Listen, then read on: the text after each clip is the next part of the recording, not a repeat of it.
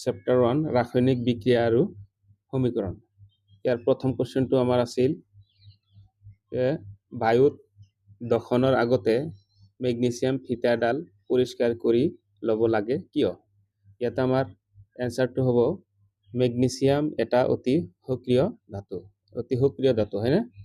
সাধাৰণ উষ্ণতাত মেগনেছিয়াম ধাতুৰ পৃষ্ঠভাগত মেগনেছিয়ামৰ অক্সাইড এটা আৱৰণ থাকে। এটা মেগনেছিয়ামৰ পৃষ্ঠত এটা কি আৱৰণ থাকে হয় না? আৱৰণ থাকে। এই অক্সাইডৰ সুৰক্ষা আৱৰণটোৱে ধাতুটোক জাৰণৰ পৰা ৰক্ষা কৰে। ওকে, সেয়েহে বায়ুৰ দহনৰ আগতে মেগনেছিয়াম ফিতাডাল ভালদৰে পৰিষ্কাৰ কৰি ল'ব লাগে। সো এনেকৈ আমি এনসাৰ কৰি দিম, তোমালোকে নোটস কৰি থৈ দিবা। সো সেকেন্ড কোৱেশ্চনটো আছিল তলৰ ৰাসায়নিক বিক্ৰিয়াবোৰৰ বাবে সন্তুলিত সমীকৰণ লিখা। আমাৰ সন্তুলিত সমীকৰণ লিখিবলৈ হলে দুয়ে চাইডে আমি সমান কৰিব লাগিব। ইয়াতে হাইড্ৰোজেন প্ৰথমতে আছে কি হাইড্ৰোজেন মানে আমি কি লিখিম H লিখিম হয় না? H2 ওকে প্লাস ক্লোরিন মানে Cl2 মানে ক্লোরিন। তাৰপিছত কার্চিনটো দিম ইয়াতে হাইড্রোক্লোরাইড। সো হাইড্রোক্লোরাইড মানে HCl। তো HCl হল এই যে হাইড্রোজেন ইয়াতে দুটা আৰু ক্লোরিন দুটা আছে, ইয়াতে হাইড্রোক্লোরাইড হল, কিন্তু ইয়াতে এই দুটা যদি ইয়াতে দিও আমি নহব, কারণ এইটো ক্লোৰিনৰ লগতহে দুটা হ'ব। ইয়াতে যদি 2 দিও, সন্মুখত যদি 2 দিও, এই দুটা হাইড্ৰোজেন থাকিব, এই দুটা ক্লোরিন থাকিব। গতিকে সন্মুখত আমি 2 দিব লাগিব। সন্মুখত 2 দিছো। ওকে, সো বেৰিয়াম ক্লোৰাইড মানে আমি লিখি ললো BaCl2, এইটো হল বেৰিয়াম ক্লোৰাইড।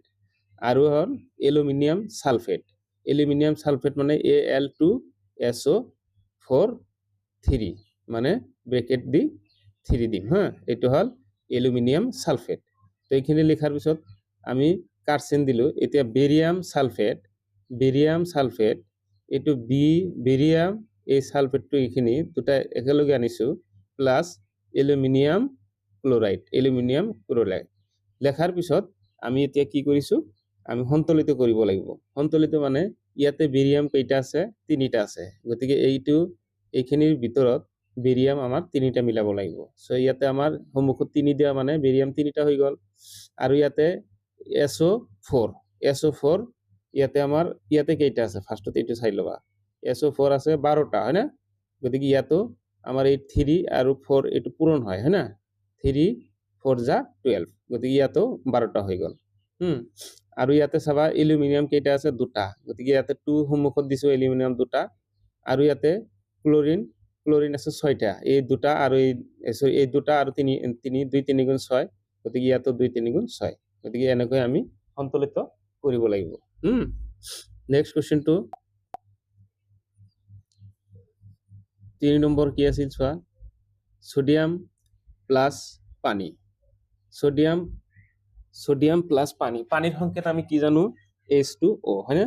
সো সোডিয়াম মানে Na সোডিয়াম প্লাস পানী H2O, কার্চিন দি পেলাই সোডিয়াম হাইড্রো অক্সাইড যেতিয়া হ'ব তেনেহলে OH হ'ব। ওকে, OH হলে hydro oxide plus hydrogen H2। এতিয়া আমি কি দুইফালে সন্তুলিত কৰিছো। সন্তুলিত কৰাৰ যেতিয়া কৰিম, ইয়াতে হাইড্রোজেন ইয়াতে 2টা হয় না? ইয়াতে কেইটা আছে? সোডিয়াম 2টা আছে, আৰু ইয়াতে পানীৰ হাইড্ৰোজেন ইয়াতে আছে 4টা, দেন আৰু অক্সিজেন আছে 2টা মানে এইটো 2 আছে যে 2টা। সো এতিয়া আমি এইখিনি বস্তু এইখিনিতে আমি মিলাইছো। চোৱা ইয়াতে সোডিয়াম 2টা, ইয়াতেও সোডিয়াম 2টা হৈ গল। সো ইয়াতে হাইড্রো অক্সাইডৰ কথা কৈছে OH, কিন্তু এই O2 ইয়াতে হল, আৰু ইয়াৰ পৰা এটা H ইয়াত গল। হ্যাঁ, সৰি ইয়াৰ পৰা ইয়াতে 4টা H আছে হ্যাঁ, 4টা H আছে, ইয়াতে আমাৰ 2টা H গল।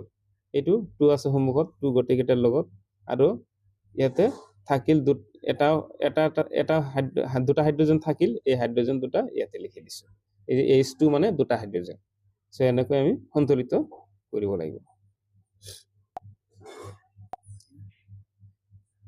তলৰ বিক্ৰিয়াবোৰৰ বাবে অৱস্থা চিহ্ন সহ একটা সন্তুলিত ৰাসায়নিক সমীকৰণ লিখা বেৰিয়াম ক্লোৰাইড আৰু সোডিয়াম সালফেট জলীয় দ্ৰব্যৰ মাজত বিক্ৰিয়া ঘটি অদ্ৰব্য বেৰিয়াম সালফেট আৰু সোডিয়াম ক্লোৰাইড দ্ৰব্য প্ৰস্তুত হয় ইয়াতে আমি লিখিলো বেৰিয়াম ক্লোৰাইড প্লাস আৰু সোডিয়াম সালফেট ও কাৰ্সিন দিয়াৰ পিছত বিক্ৰিয়া ঘটি বেৰিয়াম সালফেট আৰু সোডিয়াম ক্লোৰাইড উৎপন্ন হয় ইয়াতে সন্তুলিত কৰিব লাগিব আগত লিখিলো বা লেখাৰ পিছত তাৰ পিছত ক'ত ইয়াতে দুটা দিয়াৰ কাৰণ হল ইয়াতে নাইট্ৰোজেন কি কয় সোডিয়াম দুটা আছে গতিকে ইয়াতে সোডিয়াম দুটা সন্মুখত দিছো ইয়াতে ক্লোৰিন দুটা আছে এই সন্মুখত 2 দিয়া মানে ক্লোৰিন দুটা আছে এনেকৈ আমি সন্তুলিত কৰিব লাগিব হয় না নাই সো নেক্সট সোডিয়াম 2 নম্বৰ কোশ্চেনটো চোৱা সোডিয়াম হাইড্ৰক্সাইড দ্ৰৱ সোডিয়াম হাইড্ৰক্সাইড মই আগতে কৈছো হাইড্ৰক্সাইড হলে OH এটা হ'ব লাগিব আৰু সোডিয়াম মানে NaOH এটো হল সোডিয়াম হাইড্ৰক্সাইড প্লাস হাইড্ৰক্লোৰিক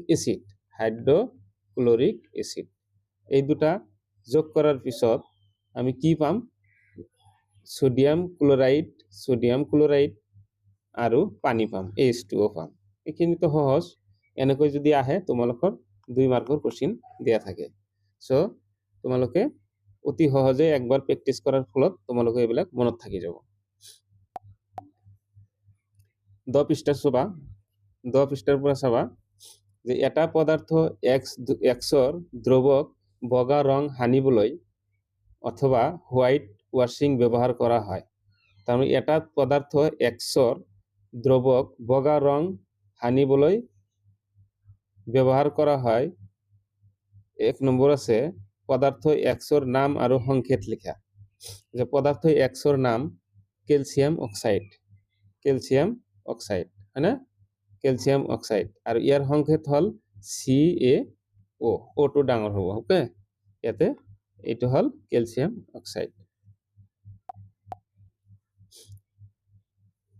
পানীৰ সৈতে পদাৰ্থ X কৰা বিক্ৰিয়াটো লিখা ক্যালসিয়াম অক্সাইডে পানীৰ সৈতে তীব্ৰভাৱে বিক্ৰিয়া কৰি শিথিলিত চূন বা ক্যালসিয়াম হাইড্ৰক্সাইড উৎপন্ন কৰে তেনেহলে আমি কি কম ক্যালসিয়াম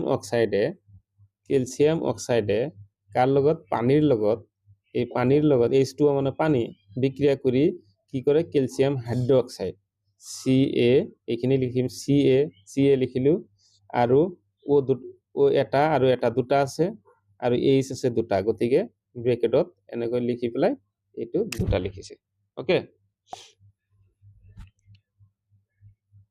সো নেক্সট 13 নং পৃষ্ঠাৰ প্ৰশ্ন উত্তৰ লোৰ গজাল এটা ডুবাই ৰাখিলে কপাৰ সালফেট দ্ৰব্য এটা ৰঙৰ পৰিৱৰ্তন ঘটে কিয় ইয়াতে আমি এনসাৰটো লিখিম যে লোৰ গজাল এটা কপাৰ সালফেট দ্ৰৱত ডুবাই ৰাখিলে দ্ৰৱটোৰ ৰঙৰ পৰিৱৰ্তন ঘটে ইয়াৰ কাৰণ হল লো বা আইৰন কপাৰতকৈ অধিক সক্ৰিয় হোৱা বাবে আইৰনে কপাৰ সালফেট দ্ৰৱটোৰ পৰা কপাৰ মৌলটোক অপসাৰিত কৰি আইৰন সালফেট উৎপন্ন কৰে এইখিনি সো আইৰন মানে আমি জানো Fe মানে iron plus copper Cu sulphate SO4 copper sulphate এইখিনি আমি সমীকৰণটো লিখি দিম ইয়াতে আমাৰ 3 মাৰ্কৰ কোশ্চেন থাকিব 3 মাৰ্ক পাই যাম তলৰ বিক্ৰিয়াটো তলৰ বিক্ৰিয়া কেইটাত জাৰিত আৰু বিজাৰিত হোৱা পদাৰ্থসমূহ বাছি উলিয়াব লাগে এতিয়া আমি এতে sodium plus oxygen equal to sodium oxide sodium জারিত হৈছে আৰু অক্সিজেন বিজাৰিত হৈছে ইয়াতে কি হৈছে সোডিয়াম জাৰিত হৈছে আৰু অক্সিজেন বিজাৰিত হৈছে 2 নম্বৰটো কপাৰ অক্সাইড প্লাস হাইড্ৰোজেন এটো আছে কপাৰ আৰু ইয়াতে আছে H2O মানে পানী ইয়াতে হাইড্ৰোজেন জাৰিত হৈছে হাইড্ৰোজেনটো জাৰিত হৈছে মানে যোগ হৈছে হ্যাঁ এই হাইড্ৰোজেনটো কাৰ লগত যোগ হৈছে ওৰ লগত যোগ হৈ হলা পানী হৈছে হয়নে এই হাইড্ৰোজেনটো জাৰিত হৈছে আৰু কপাৰটো বিজাৰিত হৈছে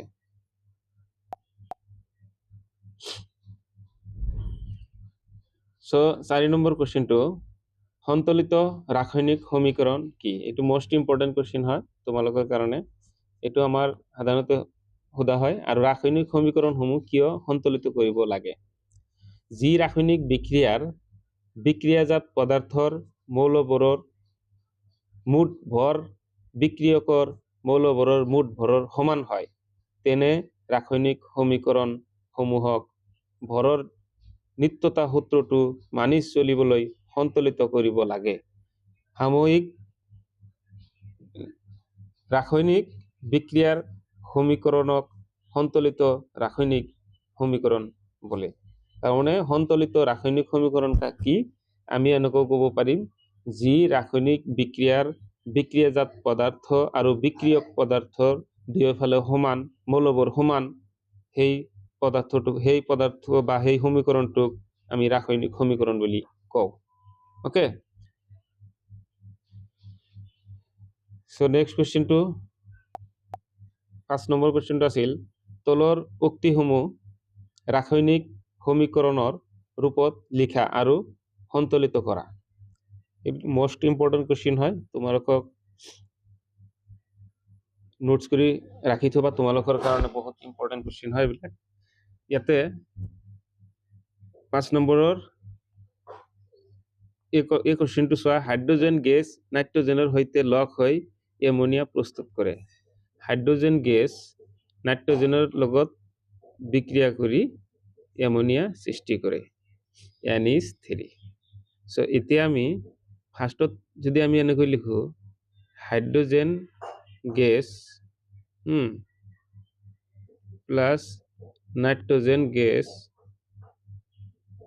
NH3 এতিয়া আমি সন্তুলিত কৰিব লাগে ইয়াতে আমাৰ হাইড্ৰোজেন দুটা ইয়াতে হাইড্ৰোজেন তিনিটা গতিকে ইয়াতে আমি যদি সম্মুখত 2 দিও 2 3 গুণ 6 ইয়াতে আমি যদি 3 দিও 3 2 গুণ 6 হল হৈ গল আর নাইট্ৰোজেন দুটা হৈ গল এনেকৈ আমি সন্তুলিত কৰিব লাগিব